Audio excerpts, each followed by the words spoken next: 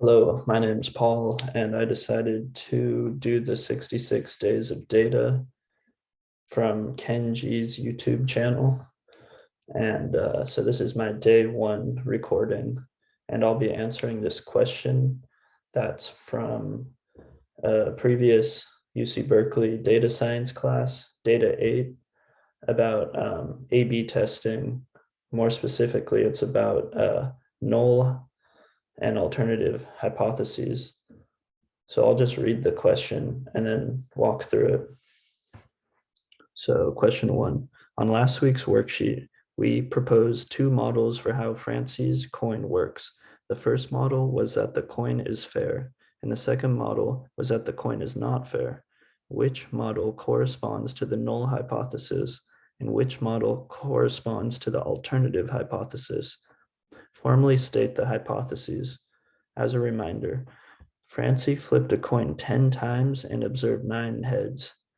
Francie is trying to determine if the coin is fair.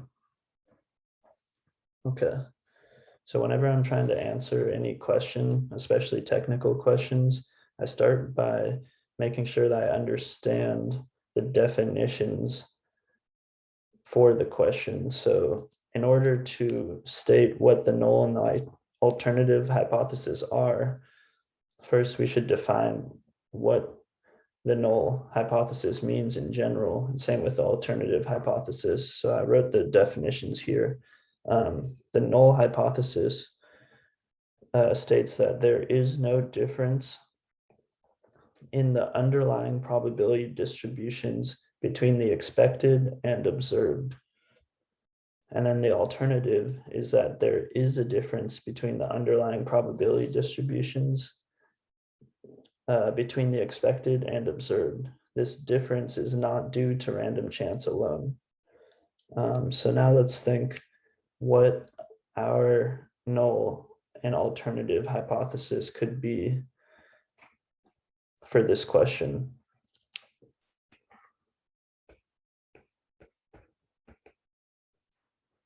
So if we were flipping a coin and the expected distribution that we would have would be a probability of 1/2. We'd expect to see about half of our flips to be heads. So we could picture this just as like a normal curve and say this is 10 flips. Most of the time we'll have around 5. Sometimes we'll have around 0. Sometimes we'll have around 10. But a majority of the flips will be in this range, around 5 here.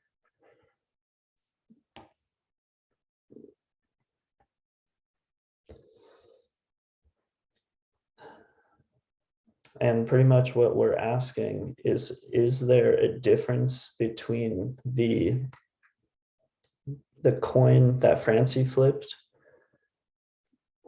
10 times and she got 9 heads? And is this just due to random chance alone, or is this because the coin is unfair? So we could also picture like what an unfair coin might look like.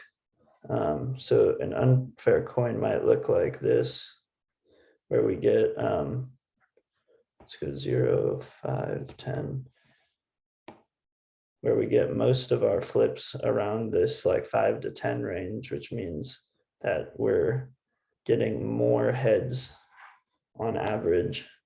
And we could also have a distribution where we're getting less heads on average than a fair coin.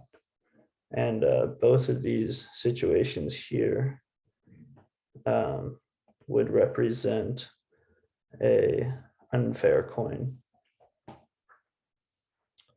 So the null is that there is no difference between the underlying probability distributions. So that means that our null would just be that the coin is fair.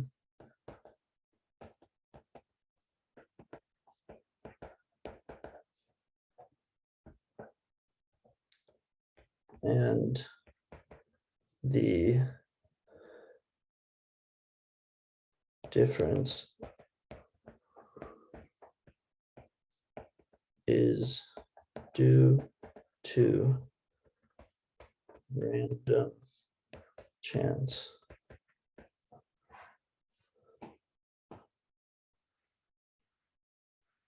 I'm going to move these out of the way for a sec.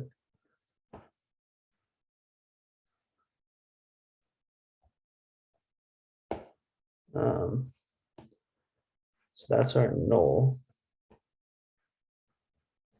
And then the alternative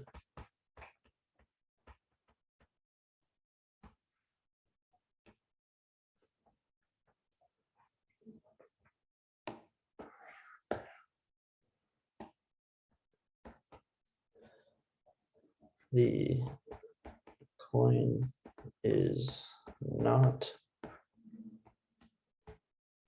fair and the difference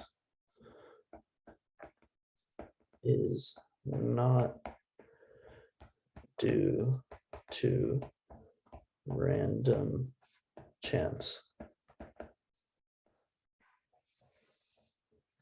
Okay, but now they ask us to formally state the hypothesis. So I think when they're asking for a formal hypothesis, that's referring to like a mathematical definition, probably in like probability notation, probably in probability notation. So I'm gonna move this stuff around. So formally we could say the null is at the probability of heads equals 1/2. And then the alternative is that the probability of heads is not equal to 1/2. And there's an important distinction here because although Francie flipped a coin 10 times and observed 9 heads, which more mirrors this picture here, what we're being asked to test is just if the coin is fair.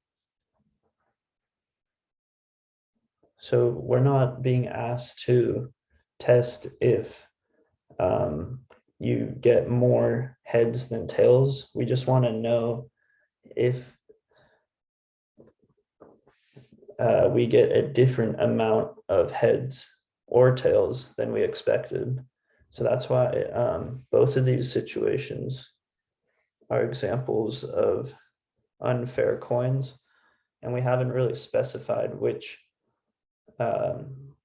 one we care about. So either of them could be taken to be unfair. So that's why rather than writing like the probability of heads is greater than 1/2, we're just going to write the probability of heads is not equal to 1/2. And so yeah, here's our formal hypotheses right here.